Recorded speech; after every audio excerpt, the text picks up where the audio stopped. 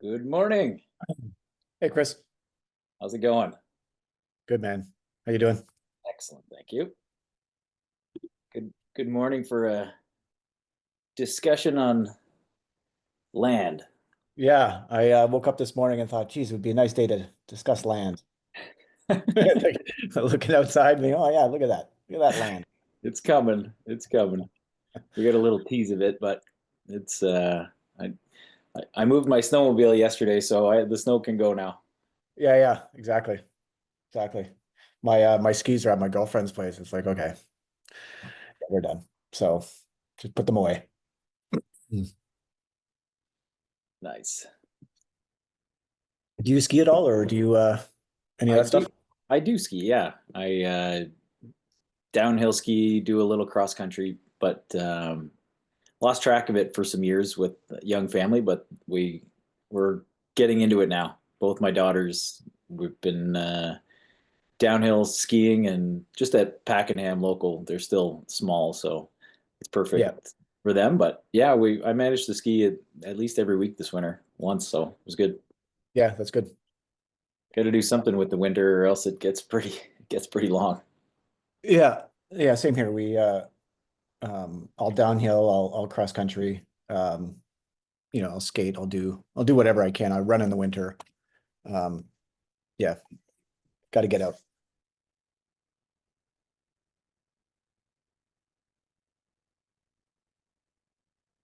So it's just 10. I usually wait a few minutes to let people trickle in. I see a new face, Meraldo. How you doing?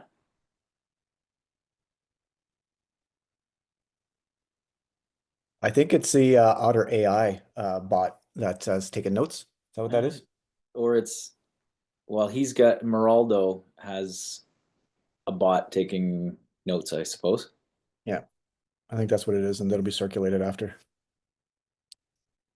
So anyway, wait a couple more minutes. I think there's at least one more person that I know of joining. Oh, Yeah. Marina, good morning. Good morning. How are you? There we go. Unmute. I'm well, thank you. How about yourself? Excellent, thanks. I'm not going to do video. I don't like it. No worries, it's all good. Yeah. Um, Everybody had a nice April so far with the snow as well. So far, so good. Well, it depends how you qualify that, I guess. I, So I I'd was personally like to see it go, but whatever. I was down south for the first few days of April anyway, so I'm gonna chalk it up as a win.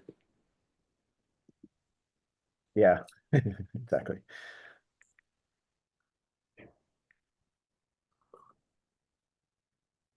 All right, well, I might as well get started just so the people that are here aren't waiting too long. As I say that, more people are coming in. Andrea, good morning.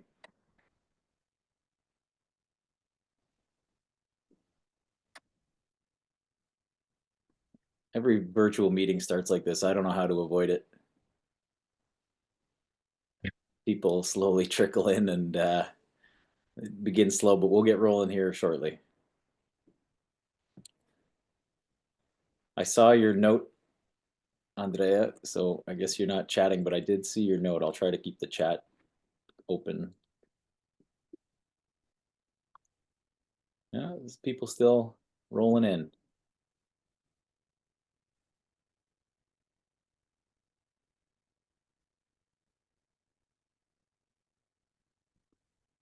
All right, well, I'll get going just so we aren't waiting. Good morning. My name's Cris Karson. I'm a partner at Metro City Property Group and a partner at Northern Alliance. And I'm here today to talk to you about subdivisions and severances. I encourage discussion throughout. Feel free to stop me anytime, ask questions, discuss together. I always feel that there's something to learn for me in training as much as there is for you. So feel free to have back and forth.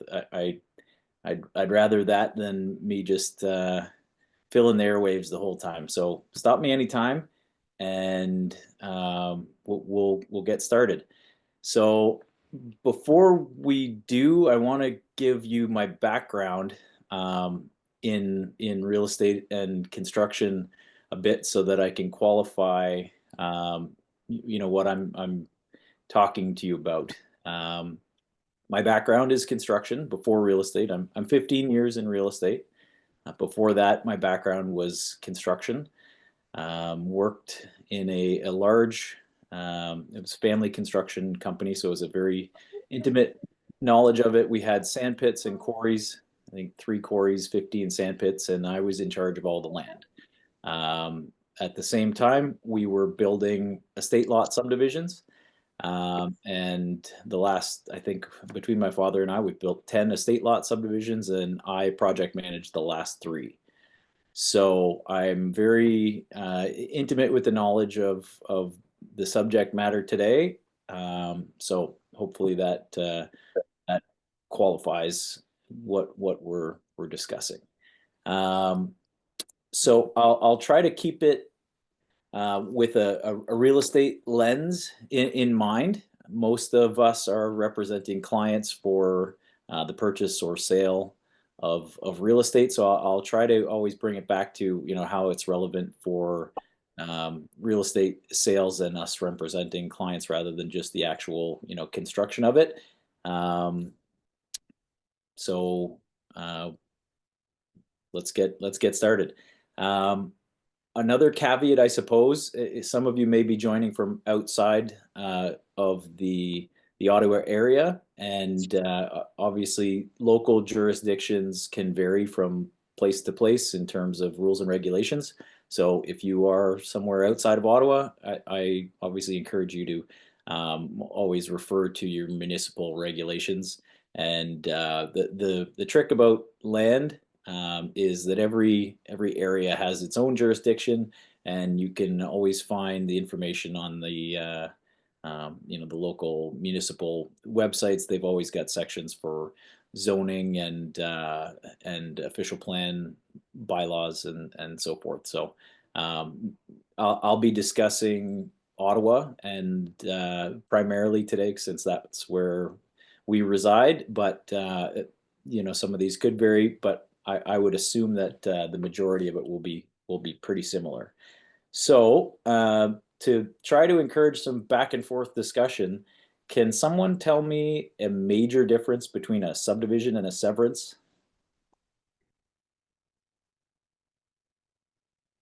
Anyone?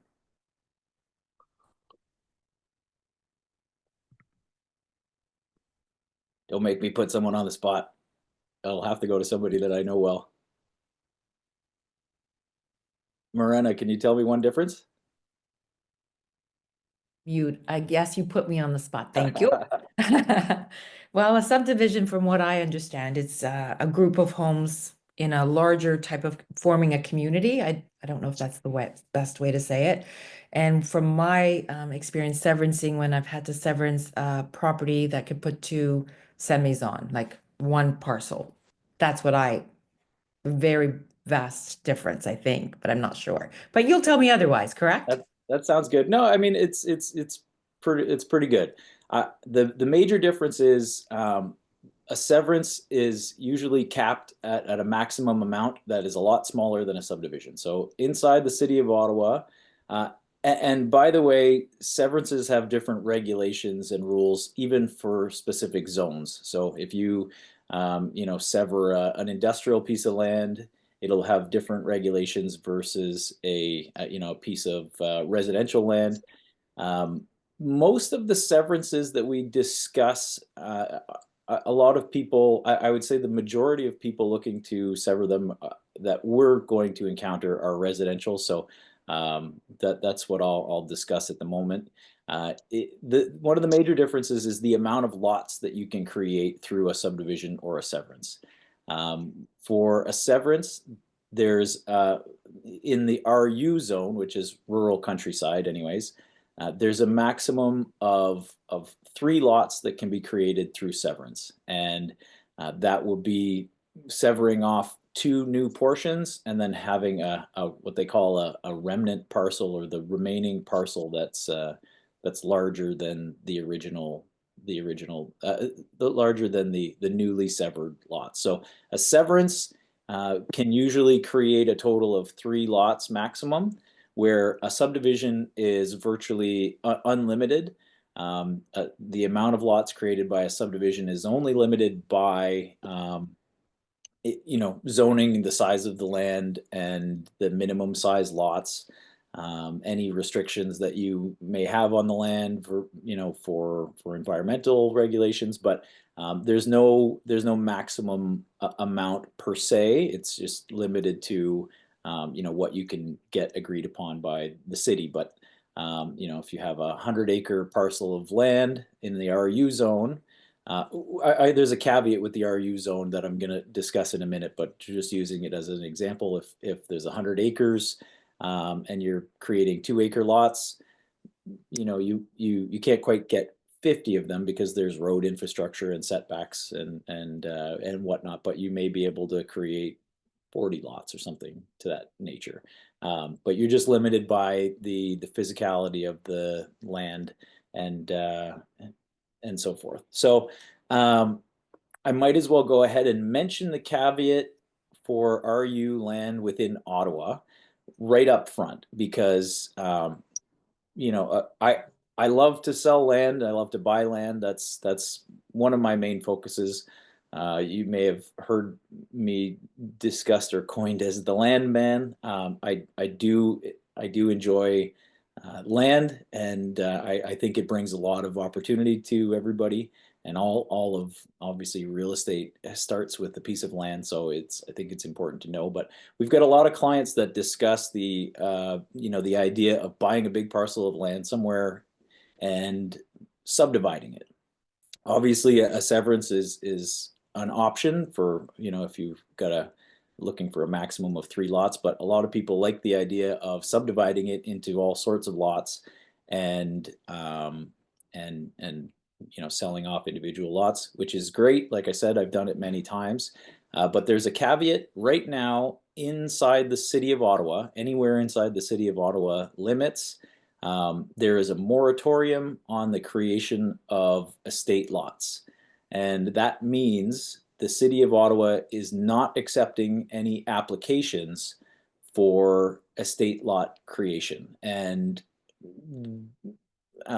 without getting too specific, the definition of an estate lot is anything that's not on municipal services. So if you've got a raw piece of land in the RU zone, the rural countryside zone, that's not attached to water and sewer, and it requires its own septic and wells, that is an estate type lot, and those lots are not permitted to be created at this time. You can't even submit an application for an estate lot within the city of Ottawa. So a lot of what I'm discussing today for subdivisions will have to apply just outside of the city, which there's quite a bit of opportunity still outside the city of Ottawa, but we're talking about going to different municipalities. Just off the top of my head, somewhere like Arnprior or Almont, Carleton Place, Kempville, those types of areas just outside or in other jurisdictions. But right now in the city of Ottawa, there's a moratorium on country estate lots, and that's really important for us to know as professionals. And you may be you may have clients that are just looking for one single lot to build their house, and it's even important to understand that there's a moratorium, because that affects the value of estate lots. People might see that estate lot value right now is very high. What we might have purchased for $250,000 just 5 years ago or 7 years ago is now almost double. It's pretty hard to buy a decent estate lot in the city of Ottawa right now for $400,000. Because the supply is only going one way. It's only going down. If you see a new subdivision being created right now, it's because there was a site plan application that was submitted before the moratorium took place. And that was, I don't quote me exactly, but I think it was about 13 years ago. The city of Ottawa imposed a moratorium on country estate lot subdivision creation, and we have no end in sight, unfortunately. They think it's a poor use of land. Most of the people that are making these decisions obviously come from the city, and think that, you know, estate lot creation is a form of urban sprawl, and they're trying to create density instead of you know, larger tracts of land for people to live on, which is unfortunate for you know, country dwellers, if you will, or people that, you know, want a little bit more land within the city, but not, you know, within the urban boundary. If something is inside the urban boundary, it will be serviced by water and sewer. So obviously you can still do a subdivision if you've got a piece of land that's inside the urban boundary and is close enough to connect to water and sewer, and that land will be you know, much more valuable because you can create smaller lots. Obviously, with water and sewer, you could create, you know, as small a lot as the city will allow for even a townhouse or you know, multifamily. But there's a with estate lots, there's obviously a minimum size you can create, and that's usually dictated by some form of Ministry of Conservation, and that is because there's a well and a septic, and you can't put too many wells and septics, you know, on top of each other, because you end up with environmental constraints or you know, pulling too much water out of the aquifer. So yeah, there's a good little first rant for an introduction on subdivisions. So we could talk about minimum size lots if you do happen to uh, you know, if you're I guess outside the city and working on a state lot subdivision. About an acre and a half, I think, is as small as they'll usually allow for the septics and wells. And obviously, you'll have to do a study um, to prove that there's enough water in the ground to service the houses, and enough you know, the soil is the right soil type to host that many septic systems. Um, let's move into severances before we continue with subdivisions, so that you can get a little bit of a juxtaposition. That's easy enough for me to say on the two different mechanisms for dividing land. Um, Obviously, again, the rules are outlined by the zone. Let's keep talking about the RU zone so we can try to compare apples to apples as much as possible. So, does anyone know what a minimum size piece of land would be to start with if you want to sever land in the RU or the rural countryside zone?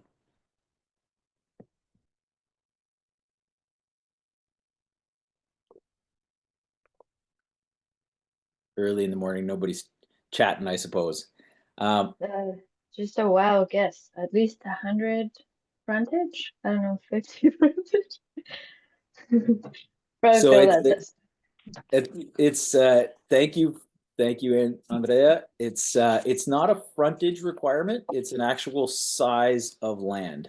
Although you are correct that frontage is important, and the reason being, if you want to do a severance, each land parcel that you create must have its own frontage on the main road that your parcel of land sits on. So frontage is important, but it's not the biggest requirement for land size. It just has to have some frontage, enough to, you know, get a laneway in, which is, I believe, you know, 66 feet is a normal roadway allowance. You might be able to get less than that if it's just a private lane, but the biggest parameter is you have to have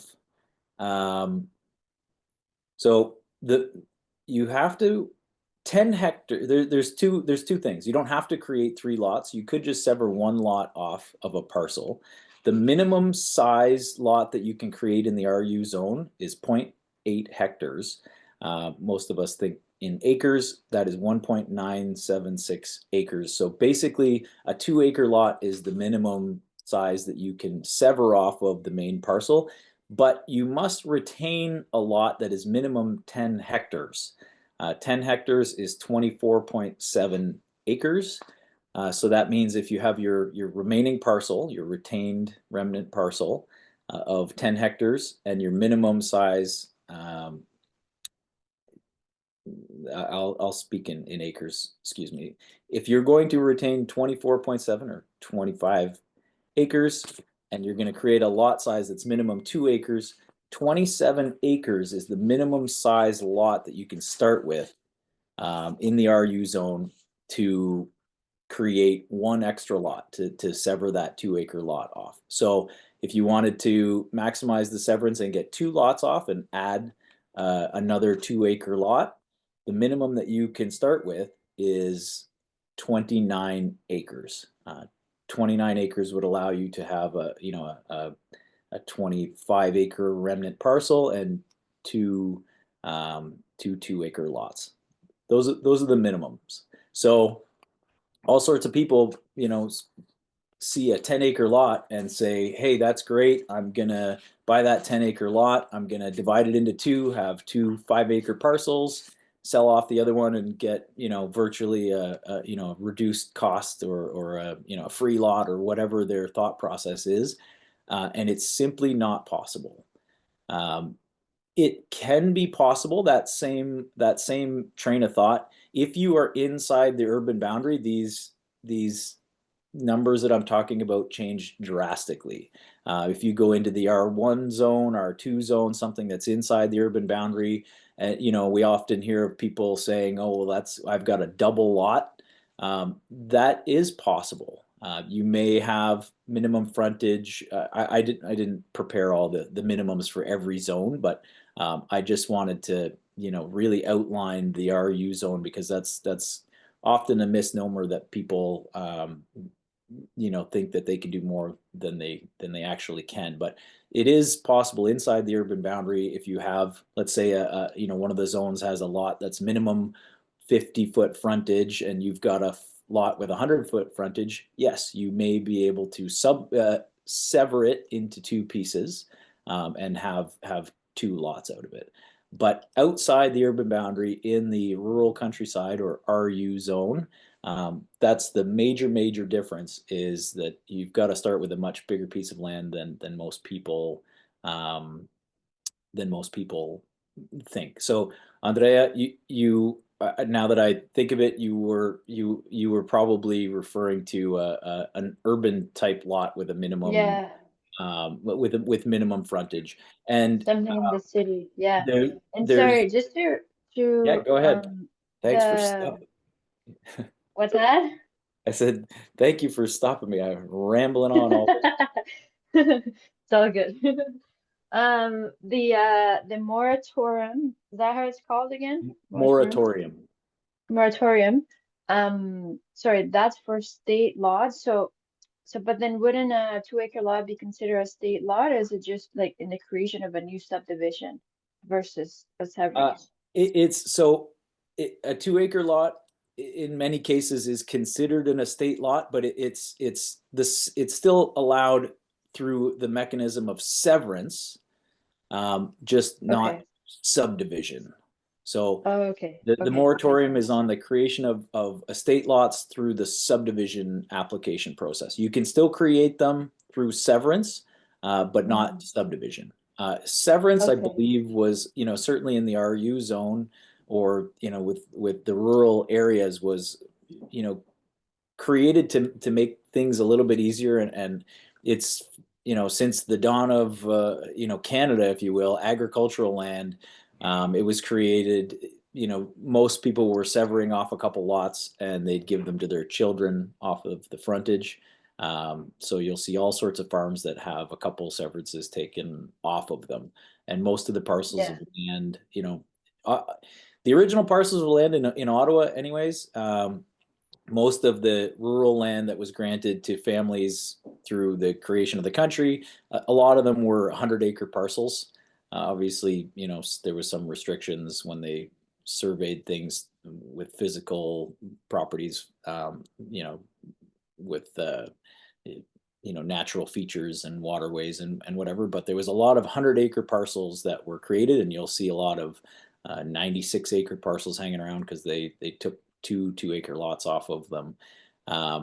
There's another regulation to severances that I should mention.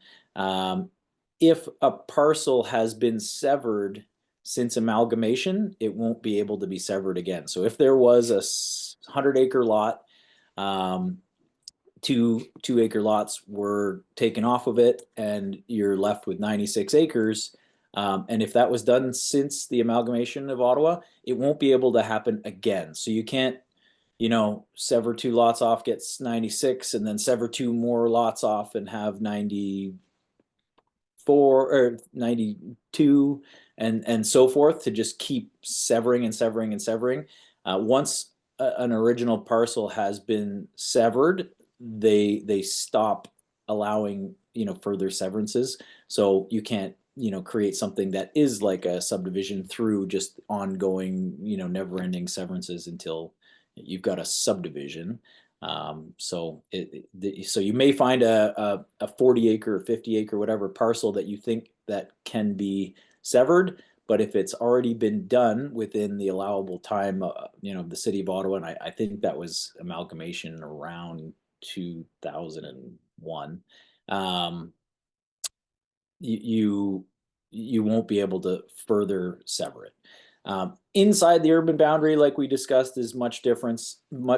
As long as you meet the minimums, you can usually sever parcels until there's you don't meet the minimums any longer. If you get into trying to create more than to sever off more than 2 parcels at once, though, you will be into a subdivision application. So I'll finish up a little bit more of the severance process before I jump into the deep dive of subdivision creation. But the severance process, often referred to as a consent application. Some of the language, there's all sorts of different language that gets used, certainly within the industry. But if you actually make an application for a severance, you're actually going to be applying for a consent application, and that's going to be applied to the Committee of Adjustments. The Committee of Adjustments is who's going to be reviewing your application, your severance application, and that anyway, that's the governing jurisdiction within the city that does it. If you are in the rural zone, you will some of the conditions of the severance or hoops to jump through.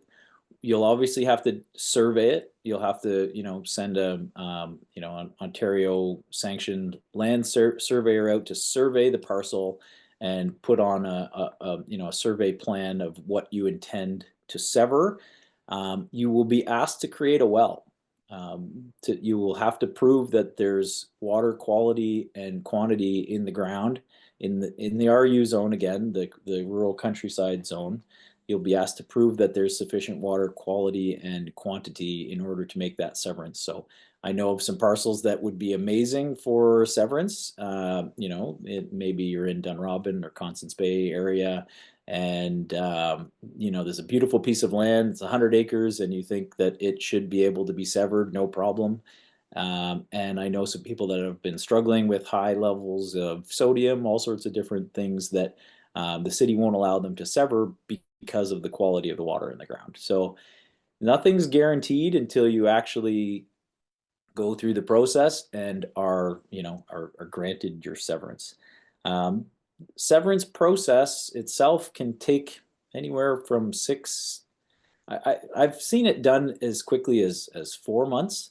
After COVID, things have all the public process has taken more time, and I think it's more like a 6 to 12 month process to get a severance through, certainly in the rural areas. And most of the discussions I'm talking about are in the rural areas. It could be a little bit quicker within the city when we know that there's service capacity.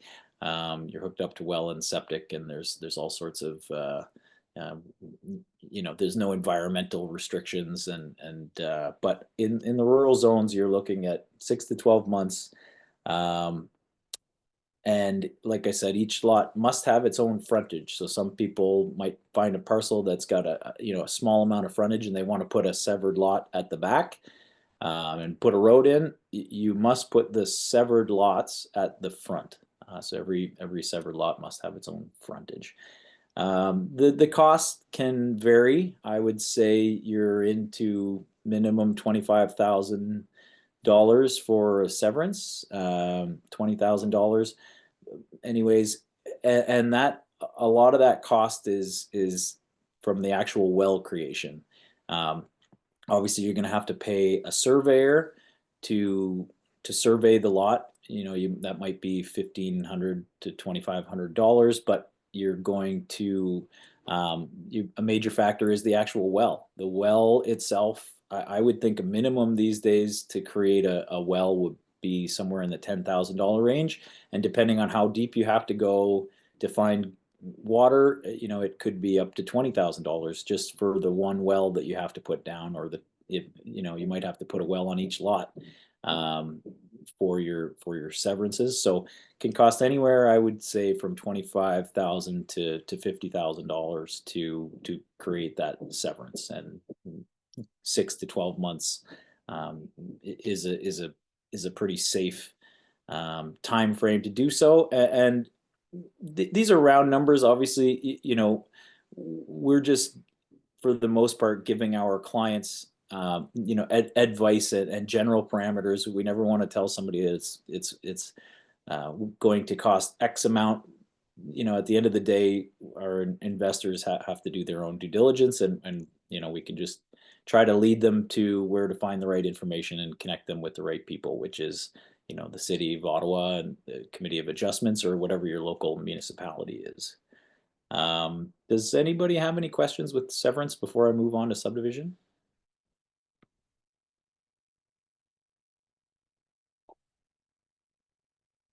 I have a quick question. Thank you. So when you say, so the example of buying a parcel that was already severed. So let's say somebody started with 100 acres and then they severed it years ago to 48. And then somebody new wants to buy that 48-acre parcel. Can they still do the 3 severances on that one, or they bring it back to the original? If the parcel, your new 48-acre parcel, if all of the severances were done prior to amalgamation in 2001, if this was old and somebody severed this land 50 years ago, you could still probably sever the 48-acre parcel, create maximum 3 parcels out of it. If that severance, that 48-acre parcel was created 2 years ago, the answer is no. They won't allow you to continue to sever it again and again until there's nothing left of it. Yeah, but if you find a 48-acre parcel, it's because it was likely severed at some point in time. But the major factor that you're discussing will be when it was severed, and that can only be answered basically by the City of Ottawa. You would do and the way to find that out is have discussions with the zoning department, speak specifically about the parcel, and they'll be able to tell you when it was last severed, and the likelihood of severance being an option. So you can, and the way to approach it is just like I said. If you find a parcel that you or a client think that has severance potential and wants to do so, preliminary discussion with the city and the zoning department should tell you at least whether or not there's some, major red flags initially to sever. And one of them will be, if it was severed recently. So Yeah, I they was gonna should, ask you, is there anything that we can see in Geo Warehouse that would tell us like, oh, this came from another parcel? you could probably, I mean, so in Geo Warehouse, we could buy extra plans. We could buy an additional R plan and really get into like land titles. A lawyer could do title searches. There's really ways to dig in. But just going on the first page of, that initial page of Geo Warehouse that pops up, it won't likely tell you when the parcel is created just on that front page. Okay. Okay. Yeah, So but who do you reach out to? Just the planning? The planning and I reach out to the planning department.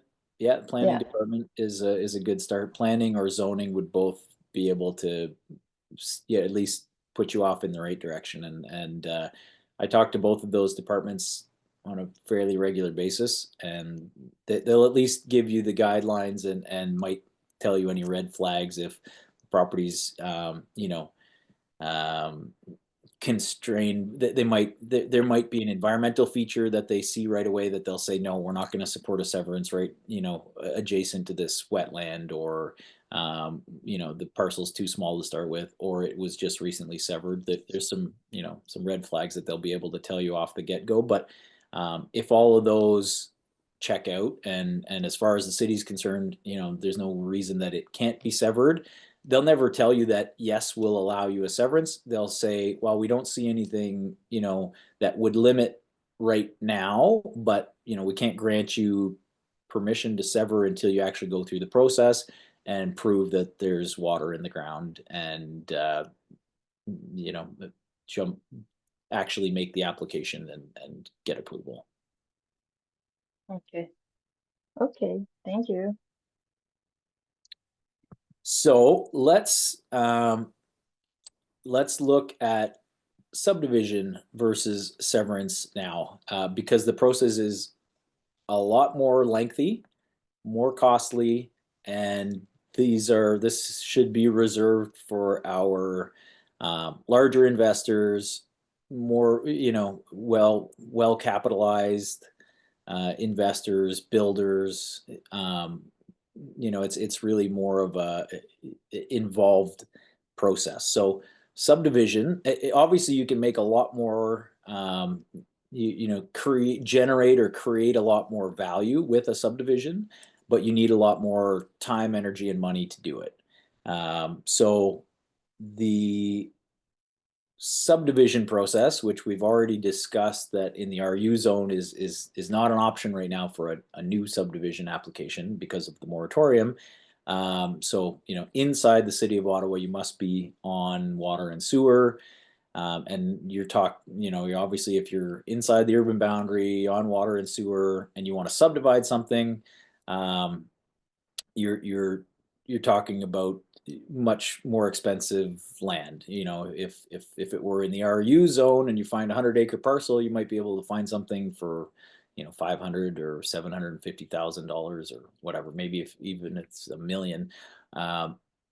Inside the urban boundary, you're talking about $1 million per acre, probably in Canada North, or somewhere in between $800,000 an acre per acre, or even more if it's a smaller parcel. Like if somebody wants to create, if there's a 1 acre parcel right in the middle of the city, but basically somebody's going to put high rise on that, or much larger density stacked condos or something to that effect. But let's just say, for instance, we're working outside of the city of Ottawa and we're creating an estate lot subdivision, because that is still possible, and there's a lot of people that have the ability to do that as well.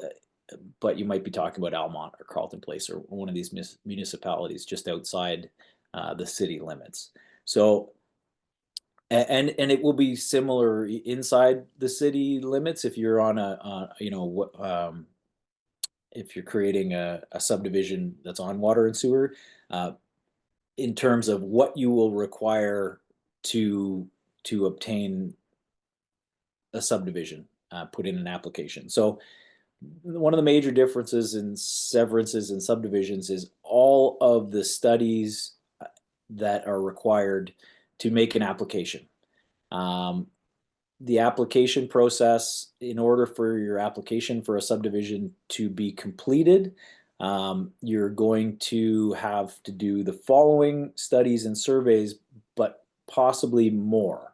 At minimum, to create a subdivision and make an application, and your application is not complete until all of these things are completed and submitted, you're going to have to do a survey, an ESA, which is an environmental site assessment, an EIS, which is an environmental impact statement, and feel free to ask particulars about any of these, but that's, those are environmental studies.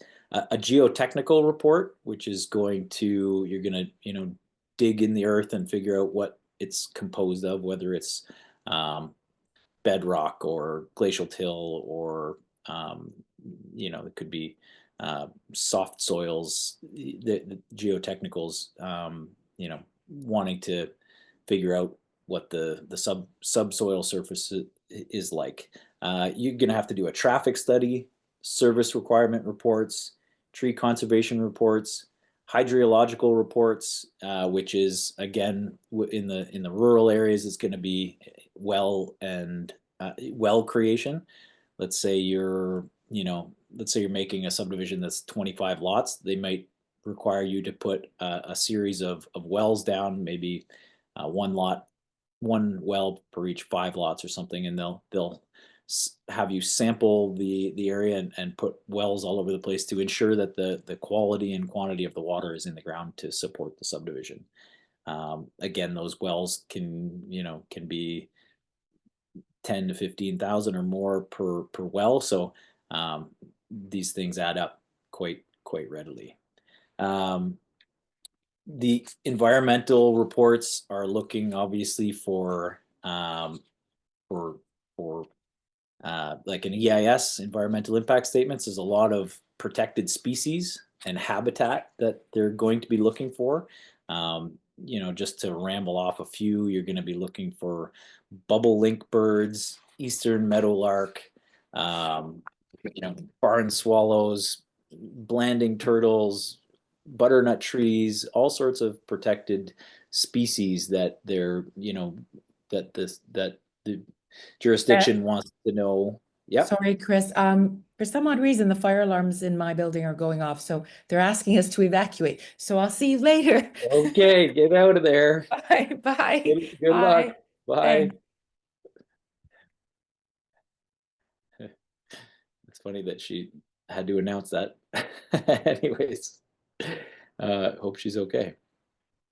So, this subdivision application can cost anywhere, by the time you're done all these studies and these surveys and reports and make the full application, depending on the size of your land, it can cost anywhere from $200,000 to $500,000 just for the soft costs to create all of these things. So and the time for, and obviously that's a huge difference between the 25 and 50,000 for a severance, $200,000 to $500,000 just to make the application for a subdivision is a huge difference. So we're talking about a much different investor class, and somebody with some deep pockets, because that's just the application. Obviously there's more infrastructure that needs to happen when you build a subdivision. There's going to have to be some form of a road created, often through the subdivision, and it'll have to be brought up to municipal standards. If your road is going to cost $1 million, you have to put up a letter of credit to the city for that amount. So if you just forget, buying the land and putting the money up for the application, when you go to actually create the road and meet the physical requirements and the conditions of your subdivision approval. If you've got $1 million road to create, you've actually got to put up $1 million bond to the city before you start the road, in case you don't finish the road and they have the money to finish it. So if you want to build a road for $1 million, you actually have to have $2 million, because you have to put up a bond to the city, and then you have to pay the contractor $1 million, and actually complete the road and have the whole thing registered before you get your bond of $1 million back. So this is for savvy investors and builders only, the subdivision process. And you can see obviously the constraints and the barriers to entry and the complexity to actually build a subdivision. Obviously, if this pops up for you, I encourage it, and we still want to represent these people for the sale of the land. Like I said, subdivisions themselves, I've been involved with either building or creating, at least 10 of them. So it is possible. I've project managed and spearheaded, quite a few of them. So it's possible, but it's not for the faint of heart. And if your buyer or client or yourself has to have pretty deep pockets to start and finish the process. And this can take anywhere between 3 and 5 years minimum. I've seen people, battling the city for 8 years to get a subdivision through. A lot of the big builders that we see, the Mintos of the world and the Claridges and these types of people, they're working on 10 or 15-year land. So they're buying a piece of land and they're working on long-term land. So these are some of the red tape to to create subdivisions and to house people. There's a lot of systems to work through to actually sever land to build more housing, which is obviously part of the process. Part of the issue that we're facing right now with the housing shortage is, no matter what you do, it's just not that easy to divide land up and put many houses everywhere we see. There's red tape. So anyway, that's a pretty quick and dirty crash course on the differences of subdivisions versus severances. Obviously, if you have any questions, let me know. Anybody find anything interesting that they want to talk about or have questions? Something that is discussed. There's so much more to kind of, certainly the subdivision process than I've even mentioned, but I just wanted to really outline the differences of both, so that we're able to talk to our clients and at least be aware of some of the differences and speak at a high level of what they are. I don't know how many people I've talked to over the years that have said, I want to buy a piece of land and subdivide it. My plan is to make X amount of lots. And certainly when COVID hit, everyone wanted to buy a piece of rural land and subdivide it. And people were land banking, and I had to be the bearer of bad news within the city of Ottawa that there's this moratorium. But obviously there's still good opportunity to do this outside of the city. There's all sorts of municipalities and enclaves and villages and other jurisdictions that this is possible to do in. So I don't want to discourage it, but we need to be aware of some of the pitfalls and the restrictions in these subdivisions and severances. So hope that outlines some of them. And anybody have any questions? Alex, I noticed you were nodding your head quite a bit, so you were following along. I haven't met you before, I don't believe, but welcome, and thanks for nodding along. Any questions or comments? No, that was great. I didn't know any of that. I'm sort of in the Peterborough County area, And yeah, I didn't know any of that information, but yeah, the exact same, like you said, people come and say, hey, I want to buy this land and I'm going to sever it or anything like that. So I had no idea about the requirements that because it's a lot of rural land around here as well. Um, where do you go to find those requirements? Is that in the municipality's bylaws? Yes. Yeah, it Okay. will be right in the bylaw. And so you're in Peterborough or the greater Peterborough area. You Yeah. should, that's a big enough municipality. It should be pretty well organized. There will likely be a mapping system, a GIS mapping system.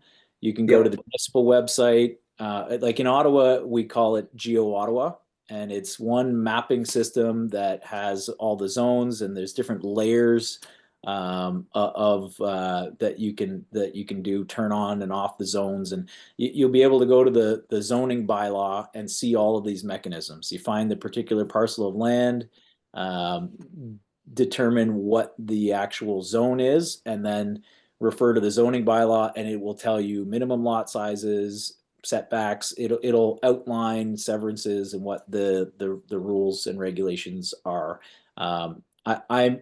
I haven't heard of a moratorium on estate lot creation in Peterborough. Hopefully you can still do it. It was a very valuable mechanism, and a lot of people obviously enjoy living on estate lots. We've got all sorts of them here in Ottawa. We just can't create any more at the moment.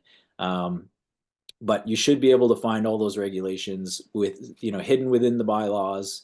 It can be lengthy to search through them, but I guarantee you, if you take the time to go through it, you'll, have valuable knowledge, and you'll be able to obviously display that and bring that to your clients, and be the expert. So yeah, but it's all should be outlined within the bylaws, the official. It could be called the official plan. You should have Peterborough's a big enough area. Like I said, the major cities are outlined very well. City of Ottawa, we can go to Geo Ottawa, click on the zone, click right to the bylaw, link to the bylaw text, and it'll outline it all right there for you. Some of the smaller municipalities, like if I go to work in Renfrew or some of the smaller municipalities, you can still do it. You'll find usually a map that will at least tell you the zone, and then there'll be a link to the official plan or the zoning bylaw, and you'll have to scroll through maybe a couple hundred pages, or look at the table of contents, find that actual zone, and then read the zoning particulars of that actual parcel. But it will all be outlined in there, and then you can obviously contact the municipality, and they'll be able to talk to you a little bit more specifically on it. Perfect. Thank you. Thank you so much. Thank you, Chris. I have to run, but I appreciate it. Okay, guys. Well, thank you for joining. I always enjoy it, and reach out to me anytime if you got questions. You know how to get a hold of me. Thanks, Will Chris. do. Thanks so much. All right. Thanks, everyone. Have a great